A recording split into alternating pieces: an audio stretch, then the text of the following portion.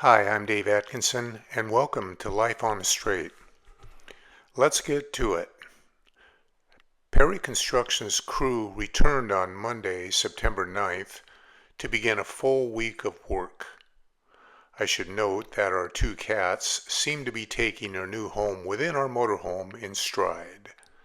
We set up a large litter area and reconstructed as much of their kitty condo as would fit to give them something to play on, but they just seem to enjoy lounging around on the chairs in bed. A little after 10, the concrete truck arrived, and the crew got the two foundational supports for the front deck supporting post poured. By the end of the day, the posts would be secured, and the beams that would hold up the new roof would join at the center post, with the other ends entering into the respective roofs for attachment. The roof over the bedroom had another issue to deal with, and that was where the business end of the solar tube emerged.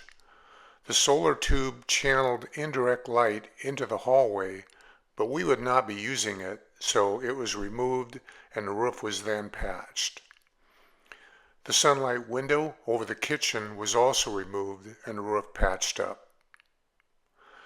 The crew next sistered some studs in the areas that would be supporting the ends of the beams entering through the roof. They had to carefully cut out passageways for power and water in the garage, and just for power in the bedroom and basement. Uplift anchors, otherwise known as hurricane straps, were installed. Then they installed the upper plate high up on the roof and began attaching stringers between it and the beam. Frank said that they got lucky and were able to get them long enough so they wouldn't have to splice them together. Meanwhile, Frank's cabinet guy supplied him with some of the cabinet layouts. Amy looked them over and made a few changes, such as having an electrical outlet installed in the floor-to-ceiling utility room cabinets so that we could charge the cordless vacuum batteries within the cabinet. She also wanted some tall cabinets without shelves so we could store brooms, dust mops, and a small ladder inside. As the week ended up, the roof framing was all but done.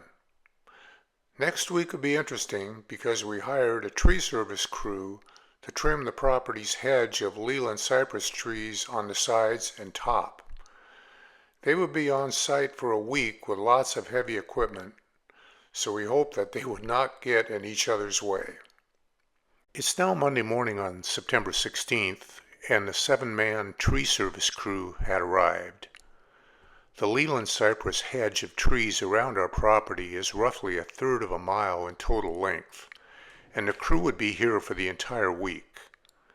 It has to be done about every 4 to 5 years, and it isn't exactly cheap, but it comes with the territory when you have such a wonderful privacy screen and wind block that the hedge provides.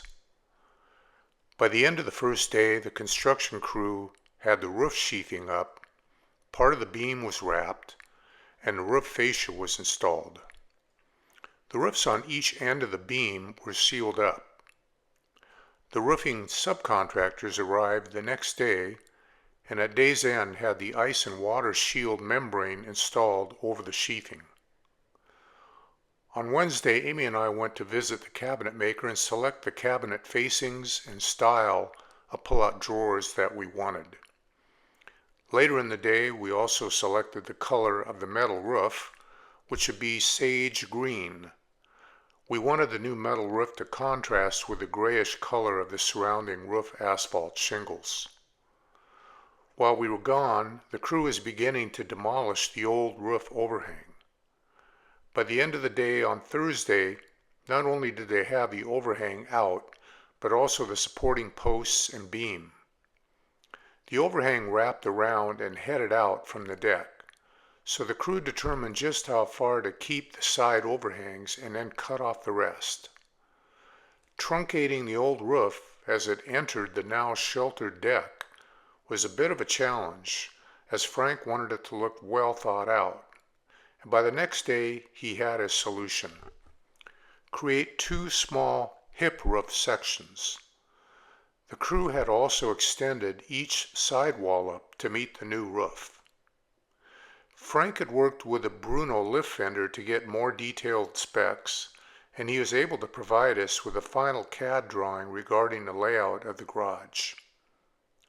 It was a nice improvement over his first attempt, and by having the stairs wrap around the lift, it gave us more room for the car or even a second car.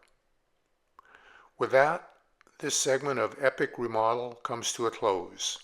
Thank you for watching Life on the Straight, and please consider subscribing, which is free, to stay abreast of new content.